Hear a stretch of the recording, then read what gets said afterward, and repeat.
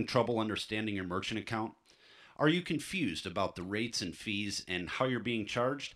If so, this video will explain how it all works.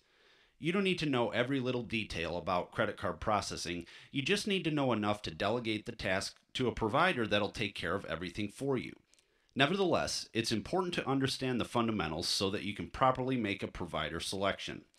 In the next couple of minutes, we'll discuss the merchant account transaction cycle and how it works, interchange and its role in the process, the two main pricing structures and how they compare to each other, and at the end, I'll give you a couple ideas on how to best select a provider that fits your needs. Let's look at the transaction cycle. First, the customer presents a card to the merchant for purchase of goods or services. After the card is swiped or entered into the point of sale software, the processor sends out for authorization through the payment processing network. The issuing bank approves or declines the transaction based on funds available. The transaction is then passed through the electronic networks to the processor, and the approval code is delivered to the point of sale device at the merchant location. The issuing bank then sends the money to the processing company to reimburse them for the purchase that was made. This whole process is completed in just a matter of seconds. At the end of the day, the merchant will send out all of their transactions, referred to as a batch, to the processor for monies to be deposited into the merchant bank account. And finally, the issuing bank will send the cardholder a bill for the purchase. What is interchange and what role does it play? Interchange is a schedule of fees that determine the price for all credit card transactions. There are hundreds of interchange levels, and each is comprised of a set of qualification requirements that must be met in order for a transaction to fall into a certain category. The two main qualification requirements are, number one, how the payment is accepted, whether it's face-to-face or over the phone, for example. And the second is the type of card that is used, whether it's a consumer card or a business card, for example. Individual rate categories are set by Visa and MasterCard, and the interchange schedule of fees are published and could potentially change 2 times per year. This is important to remember since those changes can affect the cost of your merchant account. Here's a sample of just one part of a schedule of fees published by Visa. As you can see, there are 13 rates and 8 categories on this example alone. Again, in any single transaction, just one of these rates are charged based on the qualification of the card that was presented. Let's look at two main pricing models and the components of both of them. Most providers will offer the following price structures. Number one, tiered pricing, also known as bundled or bucket pricing. And the second is Interchange Plus, also known as Cost Plus or Pass-Through pricing. In order to compare these two pricing models, let's first look at how the two pricing structures are related. First off, interchange costs are at the core of both pricing models. The fees for any given transaction are broken down into two main categories: interchange costs, along with dues and assessments, and processor costs. Dues and assessments are paid to the card networks, which is Visa and MasterCard, and are the same for everyone as are interchange costs.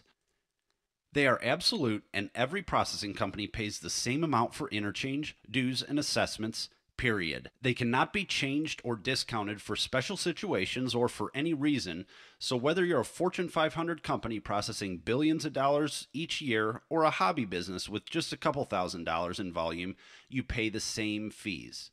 From now on, when I refer to interchange, it is assumed that dues and assessments are included since we understand that they are the same for everyone.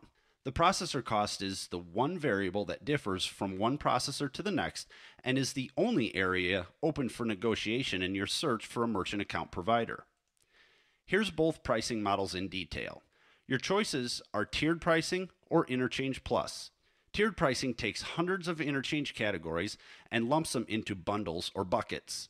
The three common tiers are qualified, mid-qualified, and non-qualified, and as you can see from the chart, the rates increase as you move from qualified to non-qualified.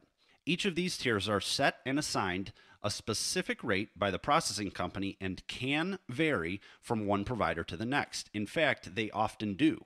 What is considered to be a qualified transaction with provider A might fall into a mid-qualified transaction with provider B. Tier pricing sorts the hundreds of interchange categories, and each tier is priced high enough to cover the average of all of the rates and fees that fall under that tier. Interchange Plus pricing passes the actual interchange cost through to you, and a small provider charge is charged in addition. Also referred to as provider markup, this fee varies widely based on a variety of factors and can range from 5 basis points up to 1.5% or even higher. Here's a sample transaction. Refer to the Visa interchange chart that we looked at earlier, and let's compare a single transaction at a qualified rate of 1.79 under a tier-based program to an Interchange Plus pricing program with a processor cost of 20 basis points. Assume the following for the transaction. The interchange cost is 1.65% plus a 10-cent transaction fee, and we'll use a $100 transaction as the sample dollar amount. Given those two variables, we know that the actual cost of the transaction is $1.75.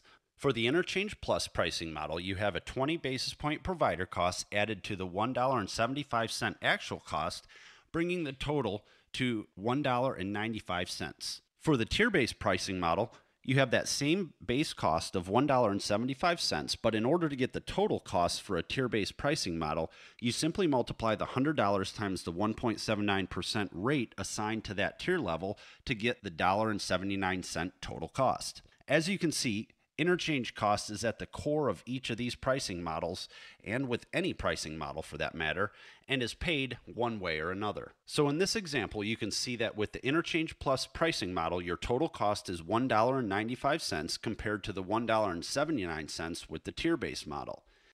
In either example, you can see that only a small piece of the total fee is paid to the processor, as most of the fee is sent back to the issuing bank. Provider costs are collected for the purpose of paying network fees and other general business costs, such as administrative expenses associated with account servicing, application approval, and costs related to licensing the electronic payment networks. For each transaction, this same calculation is done depending on the pricing model that you're currently paying.